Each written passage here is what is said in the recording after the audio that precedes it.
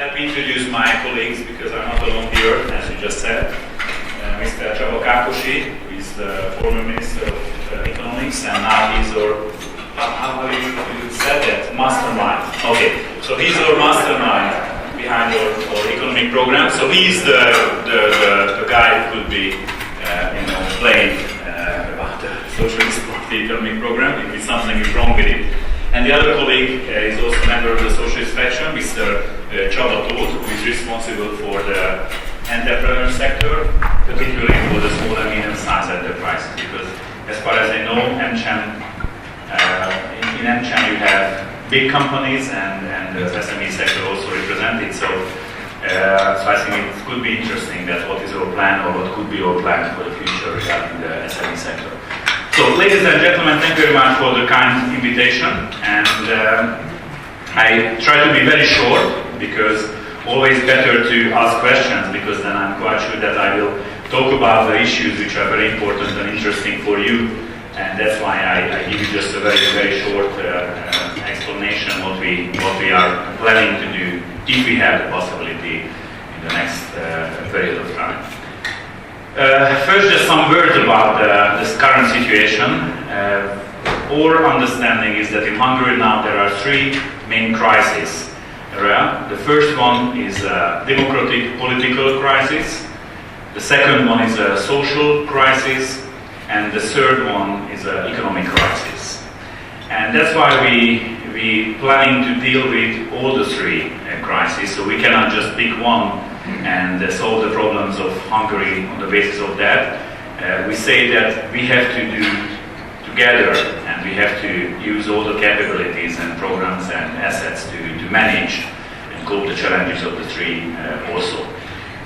What we see, especially in the economic field, that the current government non-orthodox economic policy has not changed. So no matter how new persons are, or how many new persons are in the ministry, or who is the leader, who is the minister of the ministry, the economic policy is not changing because it's not based on Mr. Matocsi, it was based on the Prime Minister, Mr. Orbán. So it's just a personal change, but not a content change regarding the government's economic policy. You see more and more new taxes, you see more and more austerity measures and packages, and we cannot expect that the government will change the direction of its economic policy. What we suggest is absolutely different. We would like to focus much more on the economic growth. We would like to focus on the job creation, and these kind of programs are very much nowadays in line with what the European Union is planning in the future. Of course, to be able to reach the economic growth or the job creation increasement, then definitely we need investors, and definitely we have to create an environment which is very much business friendly, which welcomes the investors, no matter if it's foreign or Hungarian investors. And definitely we have to create predictability and trust for the government and its policies. That's why we try to find innovative solutions to create this trust again in Hungary, because now what we noticed and what we experienced here in Hungary, but wherever I'm traveling and negotiating with different companies and experts, they say that Hungary is not now on the radar of the investors, and that's a big problem, because to put back Hungary on the radar, on the map, it will be much more difficult than to take Hungary down or out of this prospect. So that's why I would like to create trust and predictability, and that's why, for example, just to name one, I think innovative action is like we are very much ready to have bilateral agreements with the investors, no matter Hungarian or foreign investors, just to ensure them that the Hungarian legislative framework won't change, or if it changes, then of course we have the possibility for the arbitration, for example. So it's a bilateral contract between, or agreement between the investor and the Hungarian state. And of course it's not for forever, but for the first 2 years, just to create this trust again between the investors and the Hungarian government and the political life, then definitely we need some stronger guarantees for the investors to come to Hungary and create jobs and pay taxes, of course. So that's why we are in the first, if we have the possibility and if we get the chance from the people, voters from 2014, definitely in the first 2 years we would like to concentrate very much on the economy, because we believe that the first and most important thing that we have to restart the engines of the economy. So that's why our program is very much focusing on these issues, and on our priority, on our agenda, the economic issues are the most important questions, definitely.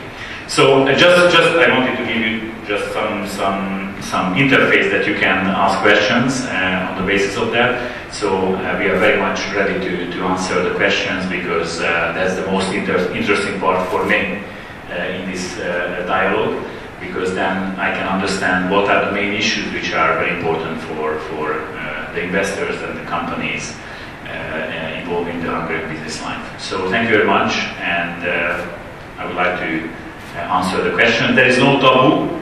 Please answer very frankly and strictly or directly, because I would like to answer these questions in the same manner. So please, the floor is yours.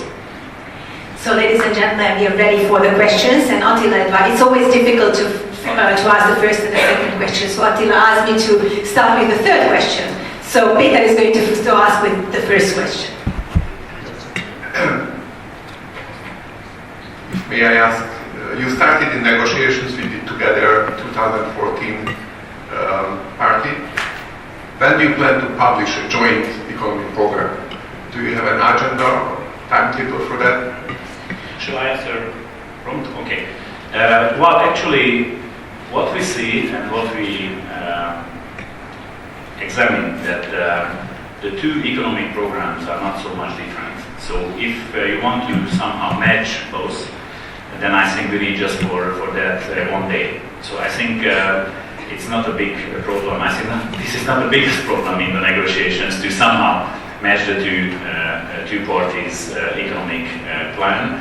And we already done this, so we know there are some small details or some issues where we see some kind of differences. But these are not essential or crucial type of problems. So if it's just talking about the economic program, it's quite easily manageable to manage the programs.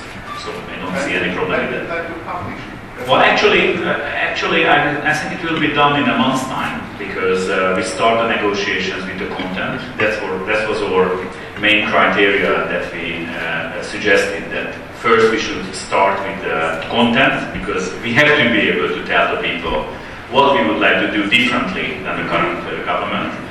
And we learned a lesson from the coalition government in the last 8 years, that if we do not clarify what are the fundamental guidelines for different parties with different background and ideology, then of course it's quite sure that it could cause very serious problems in the governing period. So that's why I want to have the clarification in advance and not afterwards. So that's why that work has already started. Several experts worked, in both teams. So I think there are some good personal relations and networks also, not just the text of the programs. Yes.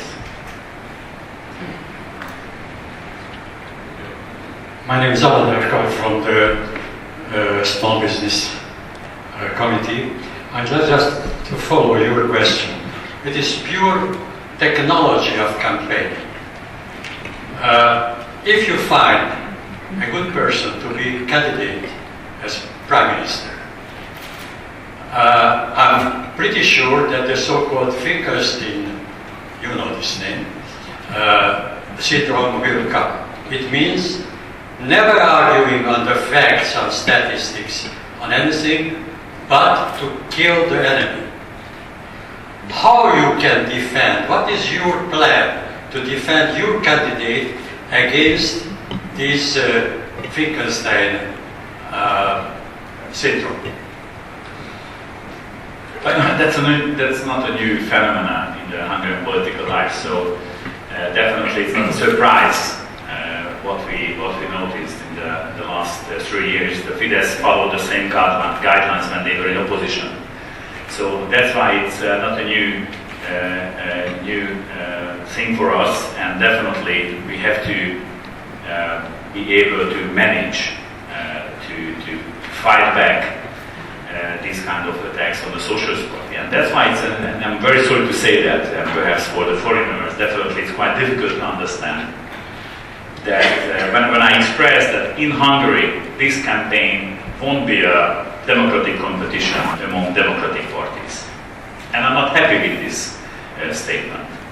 A lot of places in Europe, in the European Union or even in the United States, of course, it's generally the campaign is tough, but based on the mutual respect and some kind of respect, and it's done between competitors and not enemies. But in Hungary, and that's why I regret to say that the situation is different. And if we want to change not just the economy, not just the social policy of the government, but we should change the political culture in Hungary also. So our ambition is not just based on the economic and other social issues, but on the cultural life of the cultural political life. So that's why I would say that we have to be tough also, because in Hungary the next 1 year will be a quite intensive war and not just a competition. And of course it's our responsibility that afterwards, if we have the possibility, then definitely we have to change this kind of methodology and environment, because sometimes the main obstacle to increase and to develop this country is that very big tensions between the political parties and the different ideologies. So somehow we have to calm down, and somehow we have to reach some social peace or some kind of normal way of living in Hungary, which is not based always on the party politics, but it should be based on national minimums or social economic minimums among the political parties. So if it's just a campaign technique, we will cope the challenge. If we are talking about the content, what you just questioned, then I think it's a much more difficult answer which is needed. But we have to be very, very keen to work on that and reach some kind of compromises. So our political agenda or our political approach will be from the governing position that we would like to involve the conservative right in the political decisions. So I don't believe in a political approach from the government which is excluding the main opposition partner out of the decisions of the crucial decisions of the country. So, for example, if you are talking about the European funds, we have to invite all the opposition forces to be able to see what is happening, because the European funds definitely not just for 4 years. I mean, it's for a longer period of time. So there are several other issues which are needed to be discussed together, and not just on the basis of the majority of the parliament. But I can mention the energy sector, which would be the same, and there are some other job creation, for example, which are the main problems for the country. So that's why I believe that kind of political culture, and there is compromise when there is dialogue, and when there is some kind of mutual respect regarding the opposition forces and those voters, of course, who are behind these parties.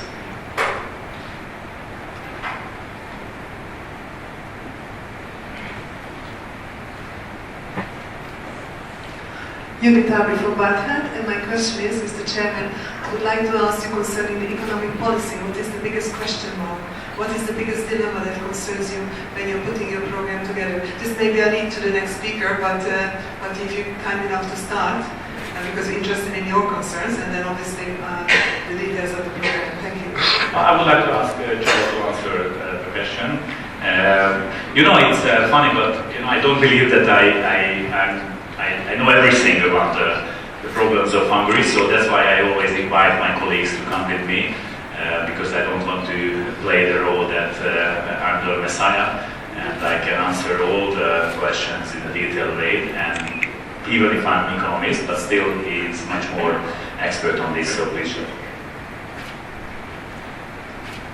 Thank you very much, and thank you for the invitation today. Well, I mean, to talk about what's the biggest problem at the moment is it's difficult because I have a long list of problems. So, but if I have to choose one particular problem, the moment for Hungary, I think I would say what actually Warren Buffett said once, that it takes 20 years to build up credibility, and it's enough 5 minutes to ruin it. And the real problem is that Hungary has been ruining its credibility for many years now.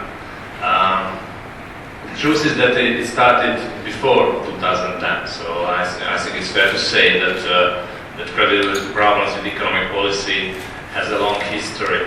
However, since 2010, this process accelerated in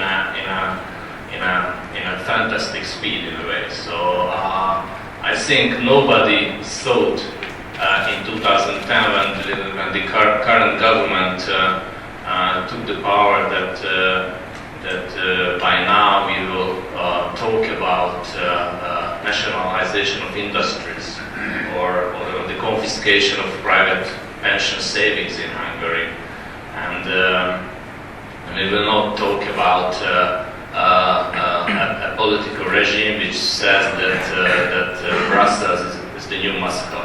So in a way, the picture changed a lot for Hungary, and this is a very worrying trend, because what we can see is that by now there are no foreign investors in Hungary, and even I think there are no real domestic investors in Hungary who want to invest. This is why the investment levels are at historical low, and Hungary is falling back. So I think the biggest challenge for us is how we can build up again predictability and credibility in Hungarian economic policies, and it will take some time to do it.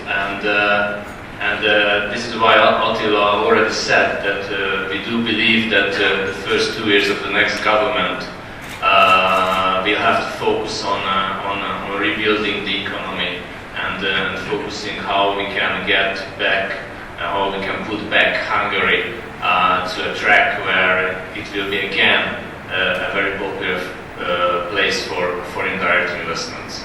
So in a way, I think this is the main task that we have to solve. How we can do it, it's very difficult. In a way, and maybe it's strange that a left-wing party has to say it, but we still believe in competition. We still believe in a market economy. We still believe that we have to leave the economy. We have to leave the economy a possibility to grow. And we have to make everything to increase entrepreneurship in Hungary. So this will be the focuses of our moves.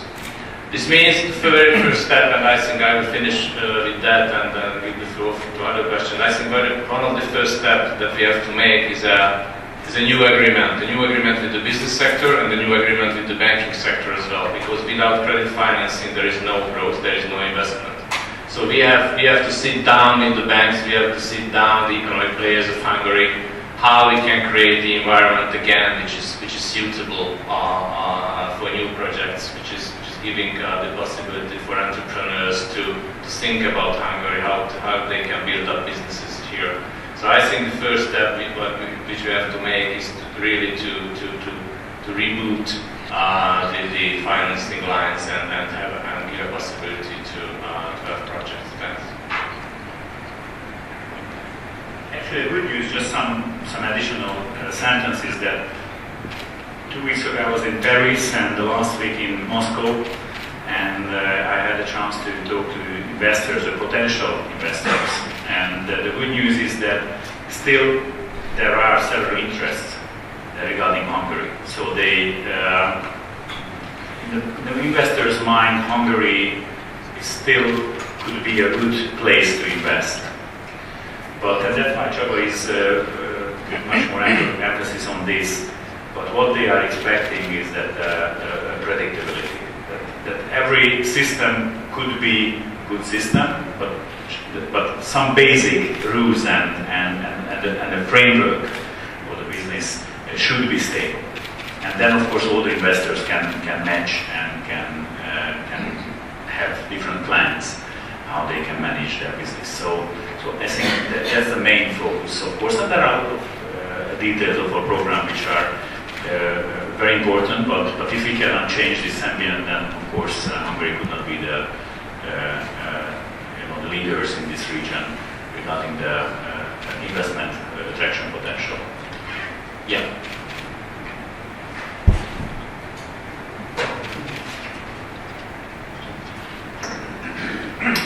Okay, my name is Csaba Szokori. I'm the co-chair of the Healthcare Committee in American Chamber of Commerce, and I don't want to ask healthcare-related professional political questions because obviously, but it's clear that healthcare has a lot of problems, a long list, as you mentioned, in general.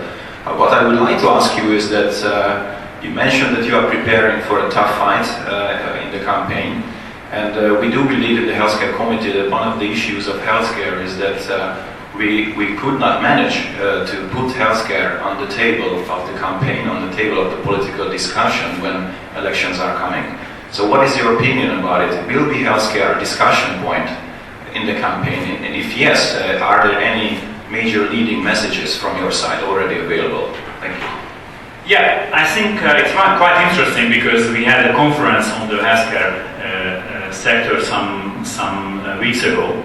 And the main claim of the people, the experts who gave lectures there, they said that they cannot understand why the healthcare sector could not reach a higher lobbying potential, because of course healthcare is influencing all the people of Hungary. So that's why if you just look at the sector and the consumers of the sector, then of course that's one of the most important. And if you ask the people, we have done this in several surveys, that which are the most important social type of questions which are interested in the people, and they say that the healthcare system.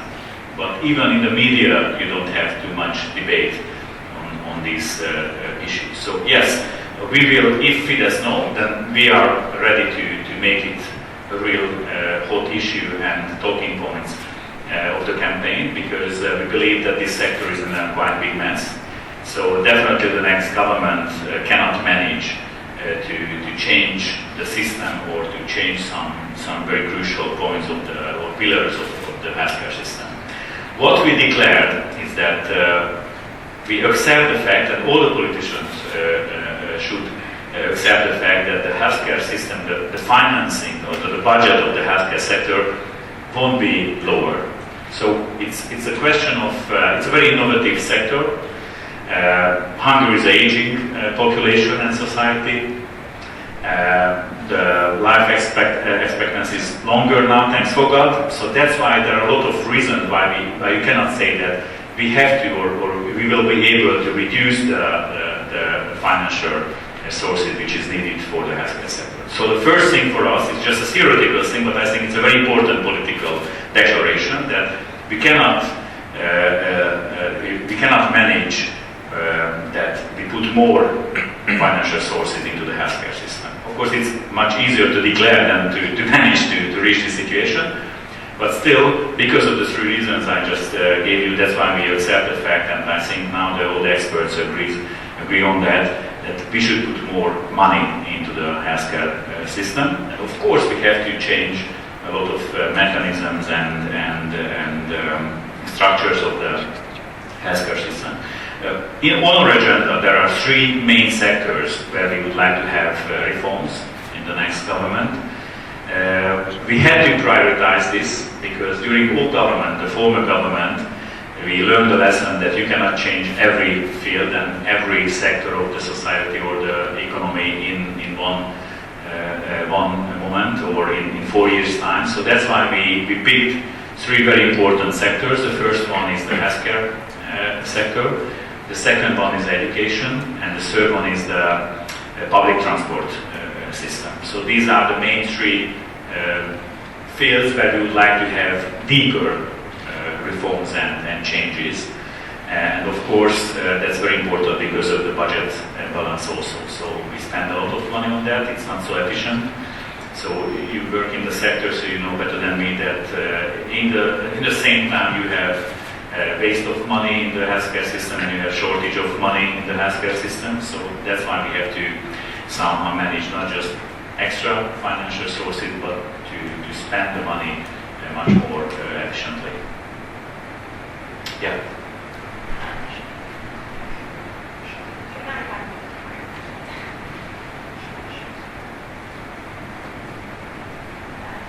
You said that one of your priorities is education, and I would like to ask you to elaborate on this a little bit. What are your plans for the higher education?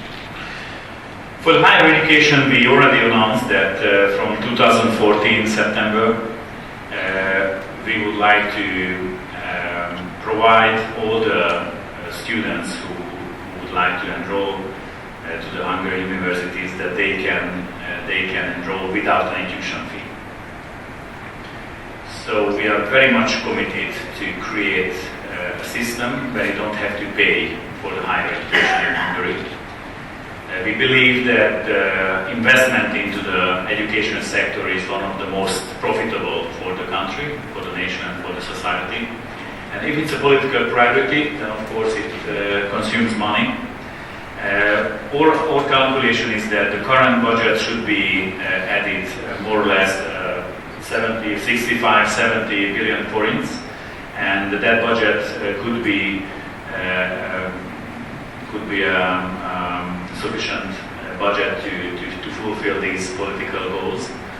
And we would like to go on. So we start with the first grade, and then we go on, and the second and the third will be, and on our understanding, must be without any tuition fee. Of course, in the labor market, you have the same argument now than before, that if you have a higher education or diploma or something like that, still easier to get a job than if you have a lower education level. So that's why we believe that if we let the people to go to the universities and to the higher education, then we give them opportunities also. And of course, if you don't have to pay for your for your enrollment to the university, then definitely it's increasement of the opportunities for the lower income families also. So that's why we believe that to invest into the education, not just the higher education, but from the kindergarten to the universities, is a quite good investment from the state side. I'd like to remind you that Attila unfortunately has to leave at 2 o'clock. So if you have any questions left for him, this is the time to ask him.